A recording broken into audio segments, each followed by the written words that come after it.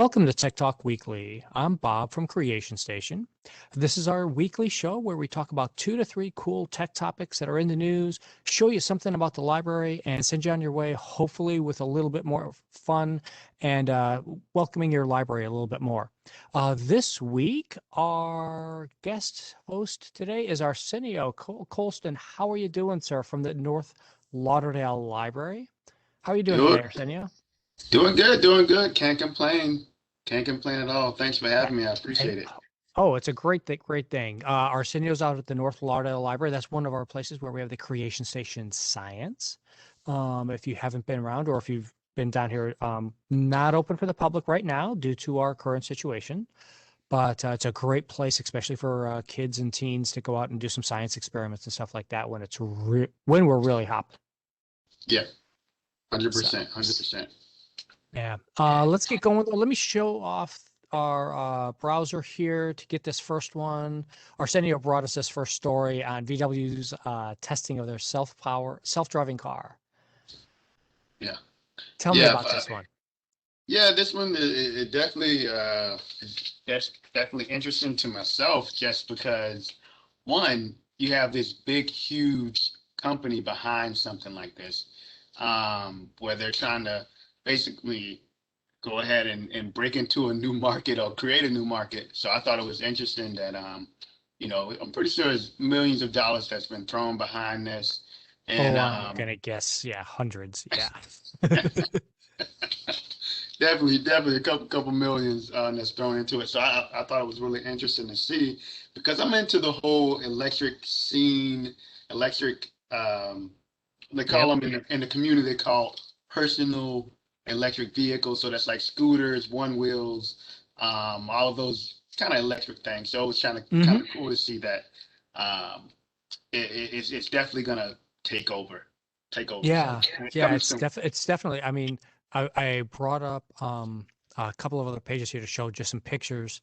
Yep. So this is their concept vehicle that they're talking about right here for their driving. It's good. It's supposed to be electric and self-driving. Mhm. The self-driving is really interesting because they want to get it done by 2025. Yep. Um, Here is a picture of the first driverless vehicles that were in the United States back in 2017, Wow. which is crazy. We're going to have an Yeah. 8-year head start on Europe on this project. Um, which is really amazing. But you can see the example of exactly how everybody thinks their buses should be.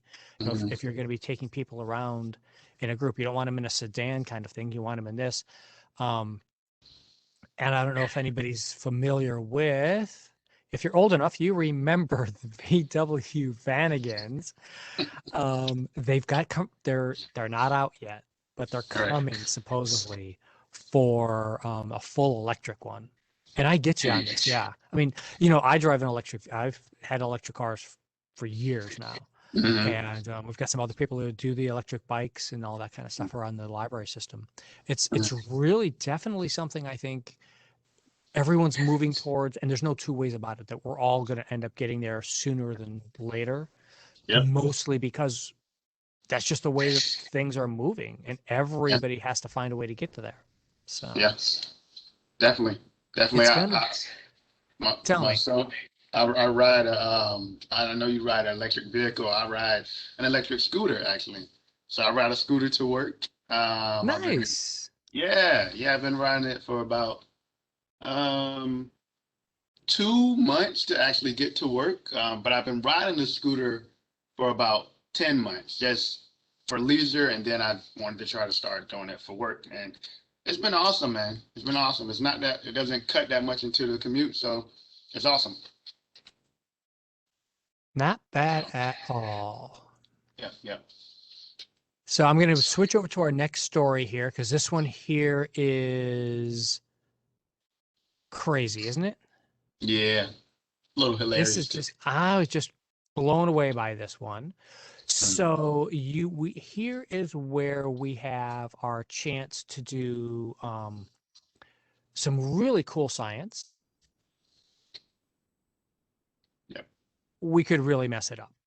Yeah. And I think that where that is how this comes from. So basically, there's a whole bunch of different spaceships, robots that have landed on Mars over the years from various organizations and countries. Yeah. And in effect, they have been trying to keep them as clean as possible, but they're not quite there Hmm. to be perfect. Hmm. And when you read this article, did you see the part on about the space station there, Arsenio? Yeah, yeah, yeah, yeah. I thought it was funny that it mentioned all the rigorous cleaning that has to go into putting these things together layer by layer, but it's always going to be something that just doesn't get cleaned enough or something, and that was like, hey, that sounds like real life. Yeah. Yeah. And then when you do these things where you think you've cleaned them, and then they Hmm. go up into space, and for those, well, of course, when we posted the recording of this, all the links for the articles will be there for you. Um, where they talk about these microbes that they have found on the space station that Hmm. survived the cleaning process, Hmm. survived getting blown up into space, Hmm. survived up in weightlessness and out there in the vacuum of space, and have evolved Hmm. to the spot where now they're almost a new organism altogether. Hmm. And so that's the key thing that they're trying to look out for, and what they're really trying to find. And plus, leaving tire tracks on another planet is kind of cool. Um, but they're trying to find out so that they can get DNA samples from all over planet Earth so they can compare it to make sure we have a good baseline for what and where our stuff coming from Mars is going to be. And when we find something on Mars, to prove that it came from Mars and it's not Right. something we brought with us there or something like that. Yeah. So it's just so crazy, so much. Yeah. It's very interesting. You know what I thought? I saw the first picture where it had the robot on there, right? And I was just thinking as it's going over the terrain of Mars, what if a little piece of the rubber from the Hmm. the tire, falls off? What happens? You know what I mean? What happens to that piece of rubber? Does it erode? Does it not It erode? Like, eventually does, yeah, just like it does on planet Earth, it erodes eventually. It's just that it right. takes a lot longer Mm-hmm. because there's not a lot of wind there. There's no obviously no water on the surface to Hmm. wash things away or anything like that. So it's really just how those dust storms form on Mars, and it just scrubs and sandblasts it down. Right. Which is how all the rovers eventually die, is because they get too much dust and dirt on their solar panels to be able to gather enough energy to be able to continue to do that and to be able to Mm-hmm. keep on going. So that's Cool. one of the things that happens with these. But I just such interesting stuff talking about how these things are just evolving and growing and doing. And you would have thought that NASA would be like, well, yeah, we have to have the ultimate clean rooms, and it turns out no, they actually are only like on step 4 or 5, Yeah. where 10 being a regular room, 1 being a super clean, ultra hygienic room. Most of Mm-hmm. the NASA stuff is done in rooms levels 4 and 5, and I was like, huh, Yeah. that's a really interesting idea that what we're doing. And one of the reasons we talk about this every once in a while when we talk about space, it takes a long time to do space. Oh yeah. So like they're worrying right now about a mission that's going to not even launch until 2028. Mm-hmm. And so once we get to that spot, once that happens, then we'll be able to we need to be ready now for 2028 because it's going to launch and then come back in 2032. Right. So when you're thinking in space terms, you got to think big distances, long times, because it takes forever to get from place to place. This Yeah. isn't Star Trek where we just click our fingers and we're across the galaxy. What? No hyperdrive? No hyperdrive yet. There was an interesting article about that couple about the last month or so. I wish I would have put it on the show, where somebody was doing a thing on whether warp drive works or not. But it's a little esoteric. It's kind of crazy. Oh. Something closer to home for us, though. is the broadband map. So here in the United States in particular, all over the world, this is an issue, but here in the United States, it's been a problem for a while. And we are trying to really move forward with the current administration and the infrastructure plan. By the way, this comes from The Verge, and they have an entire infrastructure week series of articles this week going on. This is the broadband one from Monday. They did one on transportation. They did one on hospitals. The electric vehicle charging system, as we talked about in our first article that we talked about today. There's a whole article on whether we'll be able to fix how EV charging works for electric vehicles. But the article from Monday I thought was really important for two reasons. One, just looking at here, you can see how bad the United States is doing in some areas for our broadband access. Now, this doesn't take into account cost. So you may have some people, some areas on this map that are blue. Let me stress, in case you didn't, it's too small to read there, that if it's a blue county on the map, that means there's less than 15% of the people are able to get broadband access. Right. And we're defining broadband at 25 megabits MPS. When, I mean, in my house, I'm at 1,000.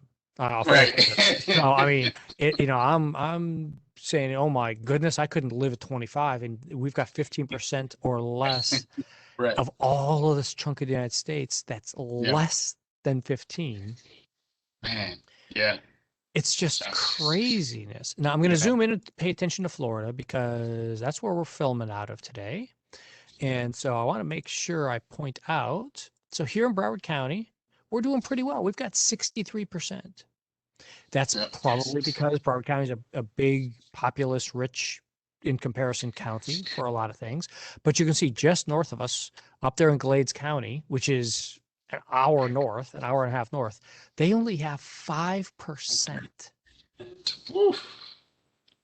Man, that's crazy. And, libraries, we're always talking about this digital divide. We're always talking about what's going on and what's doing. And it's not a function of county size as much either sometimes. I mean, look at here, Martin County, which is just right north of Palm Beach. Right. I pop up to Martin County all the time for various things. They're at 56%. So partially, and that's what I was starting to say earlier, these maps also include just the ability to pay for that.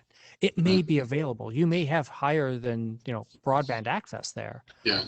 But if you can't afford it, then it doesn't do you any good. Yeah, I don't know if you heard of the emergency broadband benefit program.